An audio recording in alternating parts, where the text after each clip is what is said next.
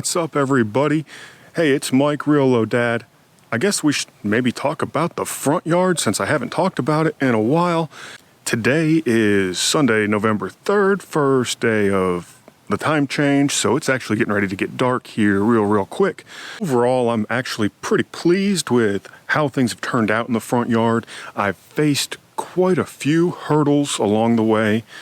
When I returned from Florida that first week of October, I went out of town 2 days later, that Sunday, up to Cincinnati for a couple days for a doctor's appointment for my son. That Saturday, though, before I left, I did a fertilizer application, and I threw down a little bit more seed in some bare areas. Now, while I was gone, in true fashion to how this renovation's gone along, we had a pretty heavy rainfall. I think it was Monday night, because we came home on Tuesday, and, well, wouldn't you know, that washed away most of the seed. Well, not washed away, just kind of moved it out. I had the choice to go ahead and throw down some more seed, but I didn't do it. I didn't do it for a couple reasons. First, it was getting late into the season. I didn't want to risk grass coming in and then just dying due to cold weather, but mainly I was just tired of having to water multiple times a day to keep the seed moist.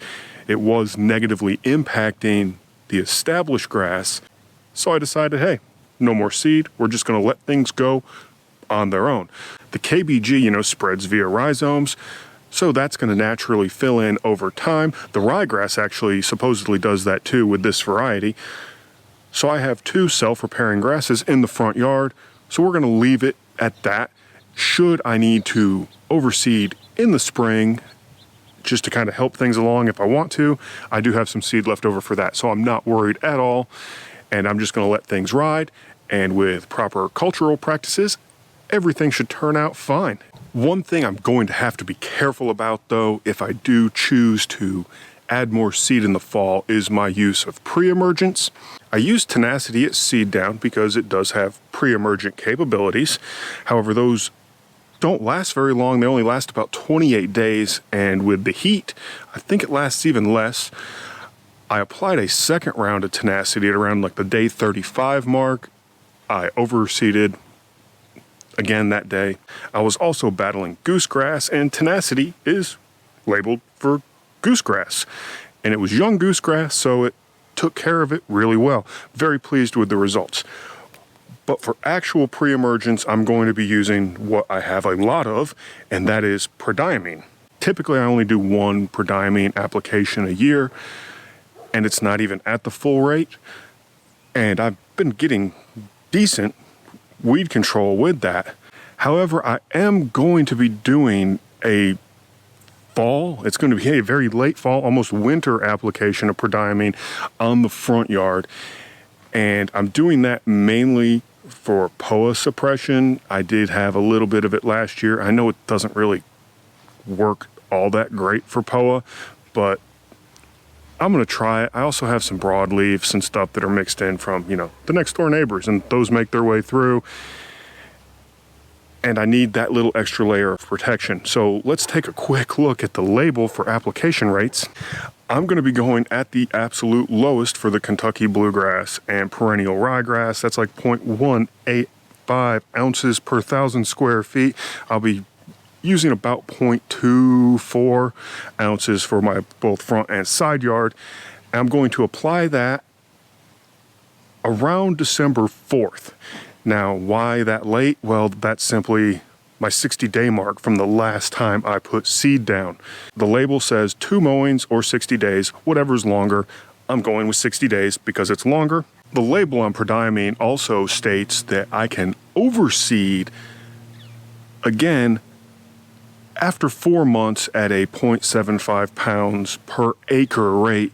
And if you look at the chart that I had up a while ago, you may need to rewind, and feel free to rewind because I know you like that and you like watching everything twice. But that's well, the rate I'm putting down is well under that rate, and 4 months, that puts me right around April. That's when I'd be wanting to put seed down anyway, so that works there. The only downside to that is I would then have to wait 60 days after that comes up to put a prevention for my summer.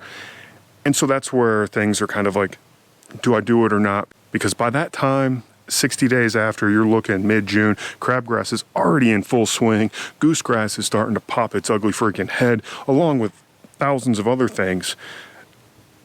So it's one of those choices I'm going to have to make then. I'm not going to make it until that time.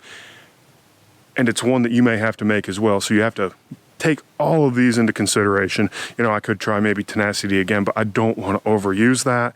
It works great, but the windows to control anything are just not that great. If I did use it, it would be like when I overseeded again, but I don't want to bleach out the ryegrass or the Kentucky bluegrass and have frosted tips. I'm not in a boy band, my yard's not in a boy band, and I just don't want to see that again. So that's what I'm doing with pre-emergents. Any questions on that? Ask them below. I mentioned cultural practices earlier, and pretty much what I mean by that is, you know, mowing frequency, watering frequency, fertilizer frequencies, you know, just all that fun stuff you enjoy doing. So that brings me to like fertilizers. What have I been doing right now? Well, I use the new Next Green Start and Green Pop and Green Punch. Yeah, all those there. It was the Green Punch at Seed Down, and I've been alternating between the 901 Green Start and the 1801 Green Pop. So many green names on a weekly basis, and I've been using low rates with that, and I'm seeing pretty good results. The only deviations I've done from this was I did do a feature application. I also had my ammonium sulfate spiked into that for a good kick, and I saw some fantastic results, and the color is, oh man, absolutely phenomenal. For calling this Kentucky bluegrass, it sure is green. It's not blue. Is it? I'm not sure. No, it's definitely green, and it's beautiful. So that's what I've been doing with fertilizing, and I'm going to continue that until I see significant slowdown in growth. It could be next week, it could be 3 weeks from now. I'm not sure, but things are still growing, and I'm still having to mow about every 3 days. The one thing I have not used, and I'll be using it extensively next year, I used it extensively this year, is growth regulators. I use T-Nex. I'm very happy with it. Does wonders. If you're not using it on your Bermuda, you definitely need to, because it gives you that extra little bit of leeway and not having to mow so often, and the turf responds really well to it and just tightens up and gets all nice and dense. I wanted to possibly use growth regulators on the front, but I didn't need to, haven't seen the need to, and frankly just didn't. And so I can't tell you anything about those right now. So there's my front yard right now on November 3rd. We're looking at 3-ish months after seeding and going through just brutal heat waves, droughts, torrential downpours, overwatering, possible fungus issues, and who knows, just 1,000 other things, but it's looking really good. We've talked about my fertilizers, what I'm doing with prodiamine, if I'm doing it, if I'm not doing it, when I'm doing it, when I'm not doing it. Hinted at growth regulators for next year. No blurry backgrounds today. And that's about it. So if you have any questions about anything, why don't you just drop them down below. And if you like this video, you know, go ahead and hit the like button, subscribe if you haven't already, and we're gonna see you guys again, hopefully sooner than this last go round, because man, it's been a while.